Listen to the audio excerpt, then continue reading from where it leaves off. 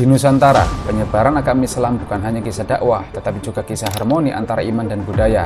Di baliknya ada 9 tokoh legendaris, Wali Songo.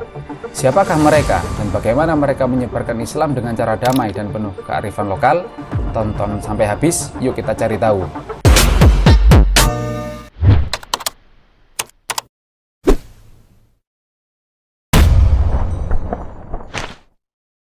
Latar belakang masuknya Islam di Indonesia. Islam mulai masuk ke Nusantara sekitar abad ke-7 hingga 13 melalui para pedagang dari Gujarat, Persia, dan Arab. Kota-kota pelabuhan seperti Samudra Pasai, Aceh, dan Gresik menjadi pintu utama dakwah. Siapa itu Wali Songo?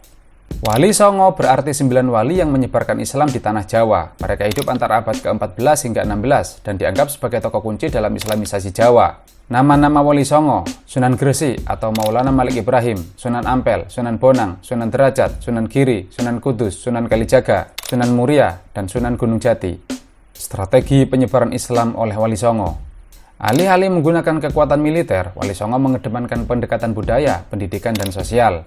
Sunan Kalijaga menggunakan wayang dan tembang Jawa untuk menyisipkan nilai-nilai Islam. Sunan Giri mendirikan pesantren dan aktif mendidik masyarakat. Sunan Kudus mendekati masyarakat Hindu-Buddha dengan toleransi tinggi, seperti tidak menyembelih sapi di sekitar masyarakat Hindu. Akulturasi budaya dalam Islamisasi. Wali Songo tidak menghapus budaya lokal, tetapi memadukannya dengan ajaran Islam. Inilah yang disebut akulturasi budaya. Beberapa contohnya, bidang arsitektur, Masjid Demak dan Masjid Kudus memiliki bentuk atap meru atau berundak 3, mirip pura Hindu. Bidang kesenian, wayang, gamelan, dan suluk digunakan untuk menyampaikan dakwah. Bidang tradisi gamelan, sekaten, dan grebek adalah hasil integrasi antara tradisi lokal dengan ajaran Islam. Peran pesantren dan pendidikan. Pesantren menjadi pusat pendidikan dan dakwah Islam. Sistem pesantren adalah warisan Wali Songo yang masih hidup hingga hari ini. Di sini, santri tidak hanya belajar agama, tetapi juga akhlak, pertanian, hingga kepemimpinan. Penyebaran Islam di luar Jawa. Meskipun Wali Songo berfokus di Pulau Jawa, pengaruh dakwah mereka tidak berhenti di sana. Jejak mereka meluas hingga keluar Jawa seperti Kalimantan, Sumatera, Sulawesi, bahkan hingga ke wilayah timur Nusantara. Salah satu buktinya adalah Kerajaan Banjar di Kalimantan Selatan yang memeluk Islam pada abad ke-16. Raja Banjar saat itu, Sultan Suryan Shah, masuk Islam dan menjadi Raja Islam pertama di Kalimantan setelah menerima dakwah dari utusan dari Kesultanan Demak. Mengapa dakwah Wali Songo efektif? Keberhasilan Wali Songo bukan hanya karena ilmu, tapi juga karena pendekatan yang humanis dan kultural, menghargai budaya lokal, menggunakan bahasa dan kesenian setempat, memberi teladan dalam kehidupan sosial. Mereka tidak memaksakan, tetapi merangkul. Warisan Wali Songo bagi Indonesia.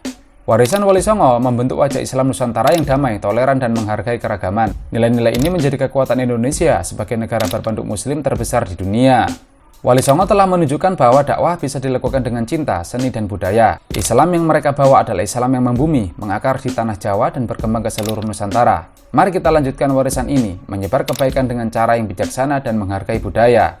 Apa pendapatmu tentang dakwah cara Wali Songo ini? Tulis jawabanmu di kolom komentar. Jika kamu suka video sejarah seperti ini, jangan lupa like, subscribe, komen, dan share ke teman-temanmu. Sampai jumpa di video edukatif berikutnya.